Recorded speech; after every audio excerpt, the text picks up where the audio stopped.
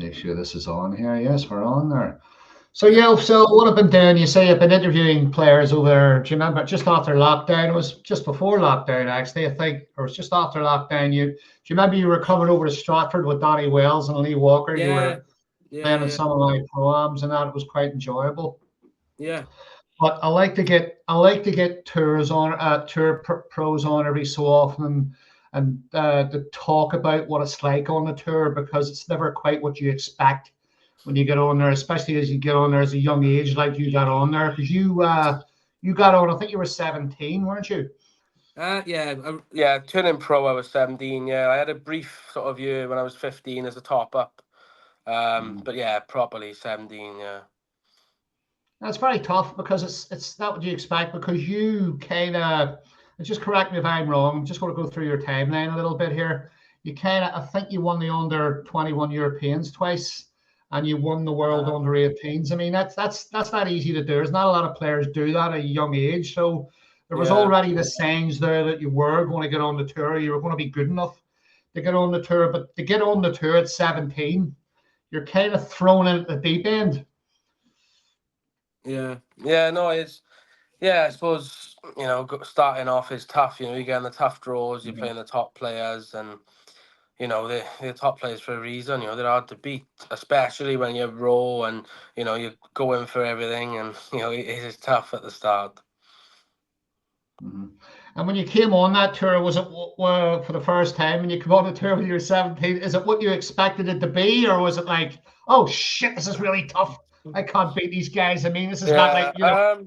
I was expecting it to be tough. I thought that I'd just go and take to it and just fly up the ranks straight away. Really, I think most kids do. Really, Yeah. but realistically, I was a big duck in a little pond, and now I'm a little duck in a small pond. I was a little duck in a small pond when I first got on. So yeah, it was just a complete change of scenery. We're going to talk about your career a bit, and all the stresses that you go through when you're on the tour. But just take us right back to the beginning, Jackson. Where did snooker start for you? How did you get introduced to it? Oh, so yeah, I mean, my dad and my bump, it was really I can't really remember when I first started playing. I was really young, but I always remember having a little table in my nan's house. I started going to snooker academy with Lee Walker when I was about 7, I think, Oh, and then that young. yeah, and then I started the Welsh events then when I was about 8, I think, 7, 8. And when did you sort of, at what age were you when you kind of got to the point where, oh, you know what, I can play this game? What sort of age were Yeah. you? I was about 11, I think. I was about 11, 12. Started it in the Mhm. few breaks and, started winning some events or getting close to winning events. And then properly sort of became sort of the better player when I was about 13 then. Sort of top of the 13. Welsh. Yeah. So you were Yeah. hitting your first 100 breaks right about that age, were you Yeah. 13, 14? Yeah. 12, 13. I think it was 13, my first one. I remember making a 97 on Mark's table when I was 11. And then I went a full year of being 12, just missing on 90 odd. And then I done it when I was 13, I think. Very good. Yeah. So you've actually known Mark all that time, have you, since you were 11 years old? Yeah, yeah, I was a kid. We started playing Yeah. each other when I was about 13 then. Like I say, that's Wow. when we started practicing together. But I still knew him before then, yeah, just not on a as regular basis. And did you think that was a huge advantage for you? I mean, there's not a lot of kids at that age would have had players like Mark Williams standing around on another table or there to give you a bit of a hand. Did you feel like you were quite fortunate back then to have players like Mark hanging around who could kind of push you on? Yeah, I mean, he's brought my game on loads, since I was a Mhm. kid. I used to be a player that just went for everything. I still go for a lot, but I've definitely reined it in a bit now. And it just takes time, to learn as much as I can off him. And I like to think I've learned, a lot. So hopefully there's a bit more to learn. Yeah, no, those early days were pretty good for you. I mean, as I say, you flourished in the amateur game. Not a lot of young lads under 18 will win the Europeans twice, and especially when the world. No, sorry, under 21. Europeans, and then the World Yeah, Championship under 18. yeah. I think it was the. I think I won the European under 18s twice. The World under 18s as well, and then the third year I decided not to play in the European under 18s. I decided to just not enter and just play the 21s, and then I won the 21s. So yeah, it worked out okay.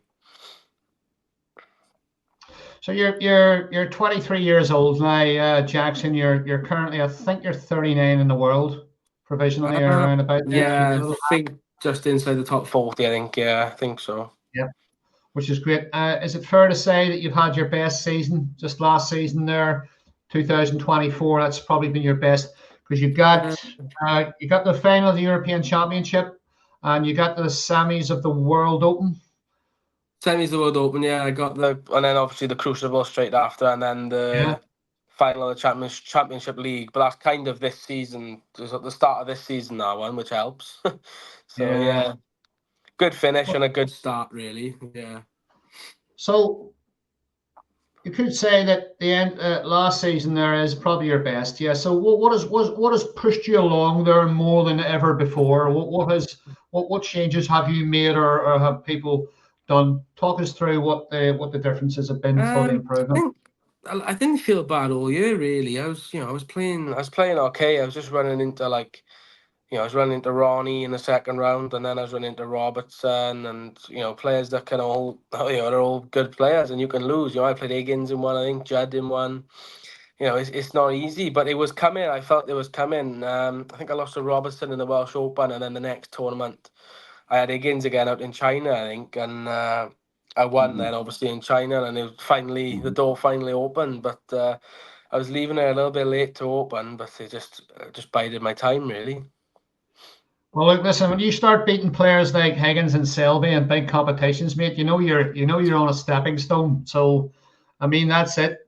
And then I kind of let's touch on your style of play, Jackson, because you're actually quite an attacking player.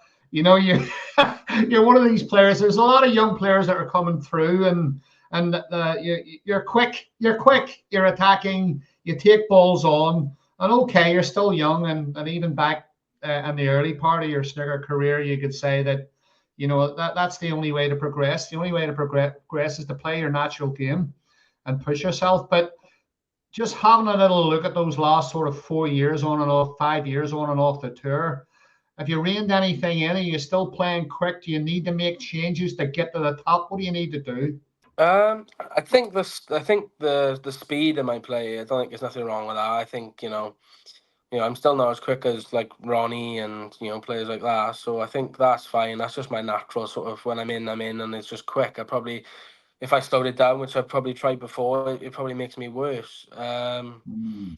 In terms of the balls I go for, I have reined it in. Obviously, you kind of learn from the scars and the mistakes. A lot of us play with mark. Like, I've learned to roll balls more instead of sort of punching everything in. So I've learned, I sort of developed my game, I suppose. But you definitely learn from the scars more than anything to rein it in.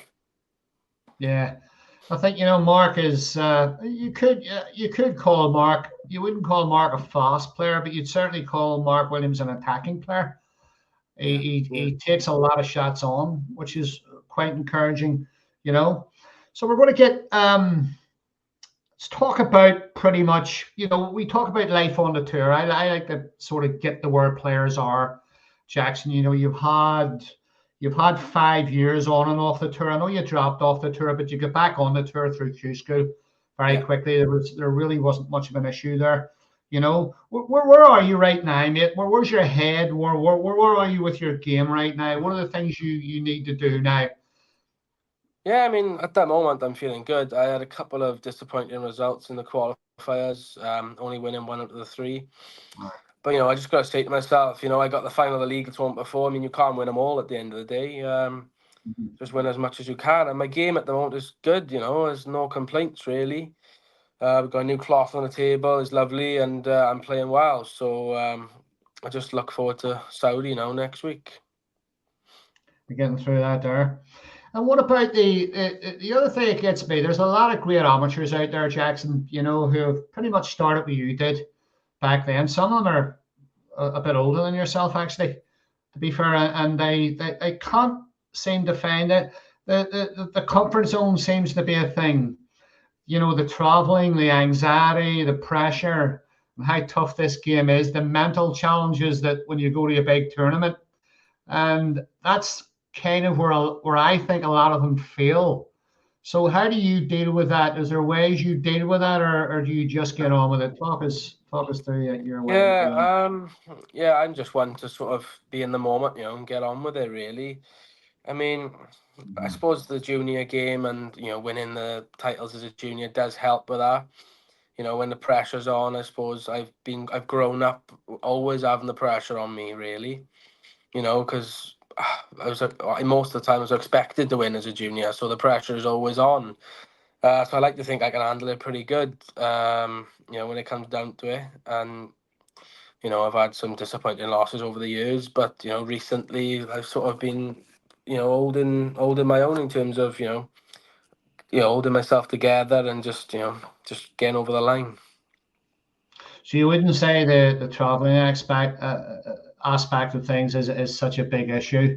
You know, flying out to, I mean, I know most of the qualifiers are played in Leicester, Sheffield, which is not bad really, in that respect. But do you think a lot of players do struggle with the traveling part of it? No, I wouldn't think so, to be honest. I think that's just part of it, really. It's not a big deal, if I'm honest. Mhm. Leicester's pretty central. Sheffield's not too bad for everyone in the UK, really. I mean, the players that obviously in Europe or China, they got to stay over here, Mhm. for the qualifying stuff. Maybe a little bit tougher on them, getting used to Mhm. stuff over here. But I mean, it's your livelihood, so you got to just get on with it, really, and just get used to it. I think that's what players have to do if they want to get to the top. They have to just get on with it and deal with the environment and the pressures and the way things are. I mean, I remember you came over to when we were at Stratford running, or I was running those programs at Stratford. You and Donny Wells came over with Lee Walker and some of the other Welsh lads. Yeah. They didn't last very long. I don't think they were kind of complaining because they were playing on club tables. But I mean, you and Donny didn't complain at all. You just came in here. You came into the club and you boused up some of the amateurs 4-0 in 35 minutes. Just got on with it. You know what I mean? It was Yeah, I like, mean, I found the tables okay there, to be honest. I didn't mind it at all. I've been to some, and I just want to get out of there. I'd be the first to hold my hands up. I'll smash the pack and just get out of there if I'm not in the right headspace for it.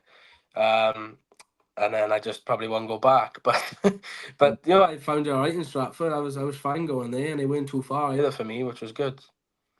yeah, there was a lot of waiting around. It was good fun there. We were only there for about 6 or 7 months.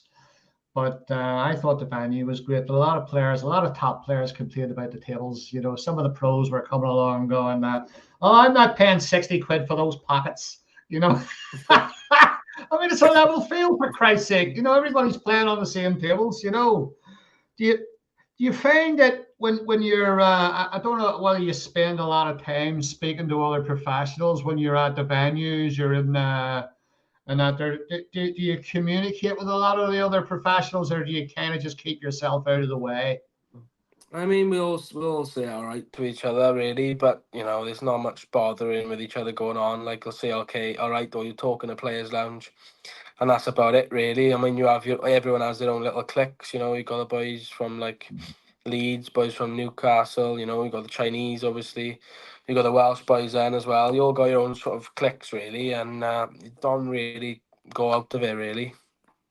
Mhm.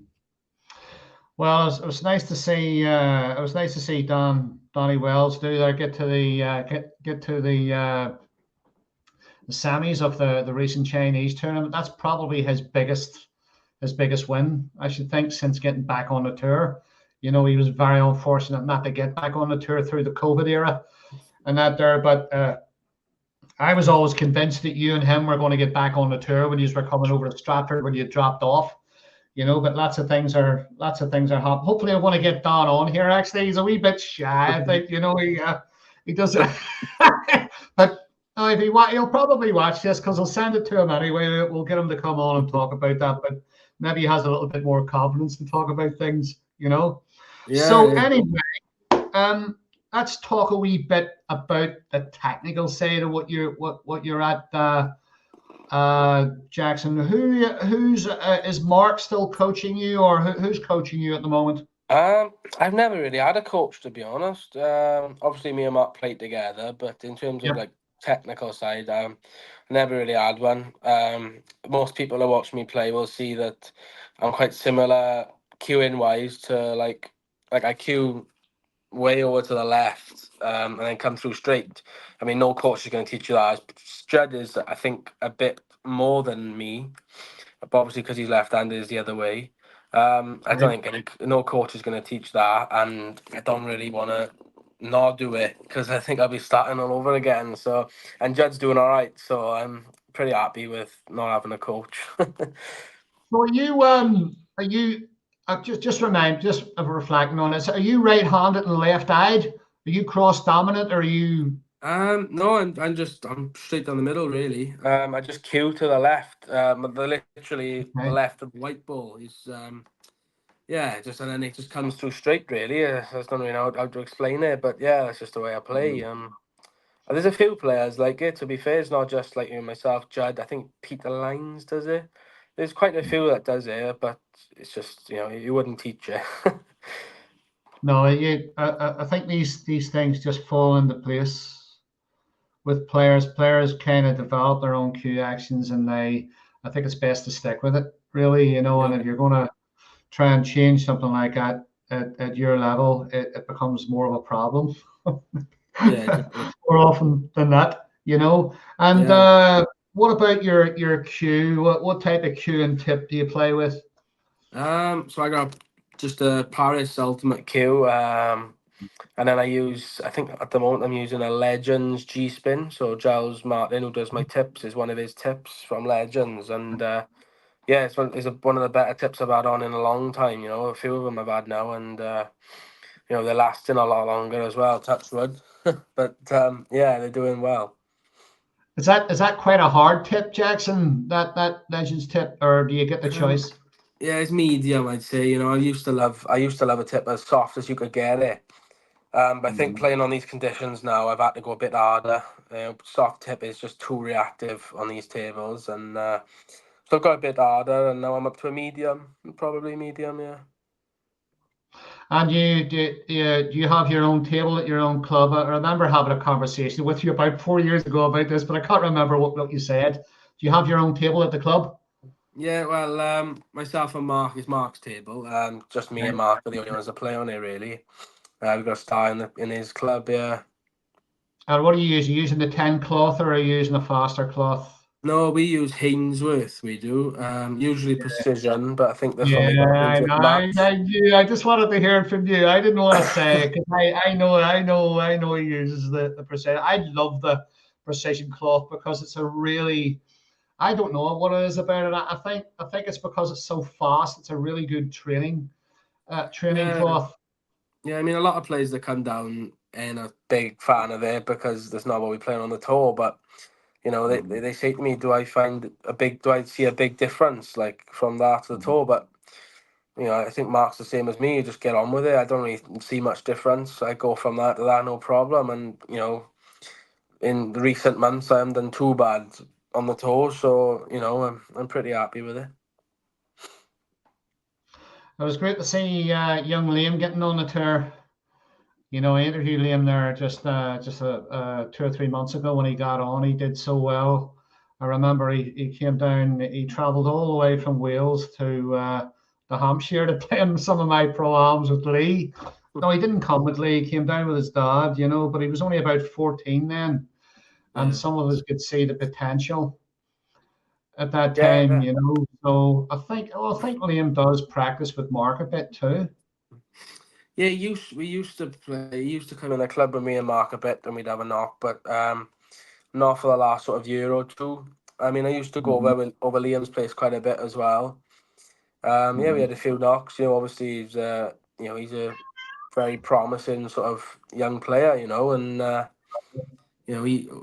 hopefully all the best to him. Like, he's on a tour now, so you just got to climb the ranks now, and that's the hard part, really. Getting on is the start, and now it gets hard. Well, we can't really look too far ahead here at yourself, Jackson, because you're still kind of young in your early days. I think you've got some trophies coming, mate. I really do. I think you've got a lot of potential. You know, is there anything in particular that you're going to be working on this season? That's the cat in the background there. I don't know whether you can hear. Can you be quiet for a second, please? You know, is there anything you're working on particularly this season in terms of Um, your game or you can share with us? just keeping myself sharp this season. Practicing hard. No sort of letting the. No, I've had a few good runs, not letting it just drop and just just making sure I stay on the practice table, practice hard. And I have got to work on my fitness as well. I think there's going to be a big one coming for the World Championships, especially because if I got to play qualifiers, especially because it's a long tournament. So I got to get myself fit really. It's a very difficult thing for snooker players to keep fit, Jackson. I mean, it's the time again. It's the type of sport and profession that takes you away from it, really. I Yeah, mean, I always thought a bottle of wine helped my game, but that's not. yeah. It won't be too bad if I do well in the China comps because I struggle to eat out there, so I'll be all right. Where would you like to see yourself by the end of this season, Jackson? Where would you like to see yourself? Yeah, I mean, obviously the aim is getting the top 16 for the Yeah. world. I think that's everyone's aim for the Crucible. I mean, top 32 will be a start. To be seeded in all the Home Nation events and stuff like that. Hmm. But yeah, the aim is obviously top 16 really. Get seeded for the worlds and go from there. Go from there. Well, I think there's an awful lot to look forward to there, mate. And as I say, it's great to see the form that you've shown last season. And I think a lot of us out there are looking forward to seeing you playing in the qualifiers and doing very well. So thanks for coming on here, mate. I try to keep Yes, these interviews short, because well, I did some of the other ones that go on for too long. But I'm yeah, that's sure what. we'll be having this conversation again in 2 or 3 years, and we'll see where you're at. Talk Yeah, us just before we let you go, mate. Give us a wee bit about your some of your private stuff. Yeah, what are your hobbies and what sort of things do you like to do outside the game?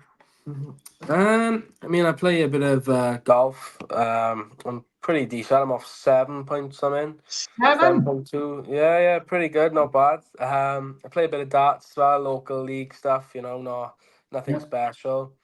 I enjoy a game of cards with the boys, and that's about it, really. Yeah, and then obviously me and my missus now we got a baby boy on the way in December. So well, Oh, due end of congratulations, mate. That's December. So. fantastic. Yeah, so hopefully I can win a few tournaments before now and life will be good. Absolutely. Well, I'll tell you, congratulations. I'm really pleased to hear about that, mate. That's Happy. Cheers. that's good to hear. Well, look, thanks for coming on, Jackson. Just stay on the wire there for a wee second. I want to shut this down. I'll put Yep. this out for the snooker people out there. This is going to go out to all the snooker platforms. I don't really do this for myself. I do it for all the snooker channels, so it gives a wee bit of an insight into life on the tour and how the professionals deal with everything. But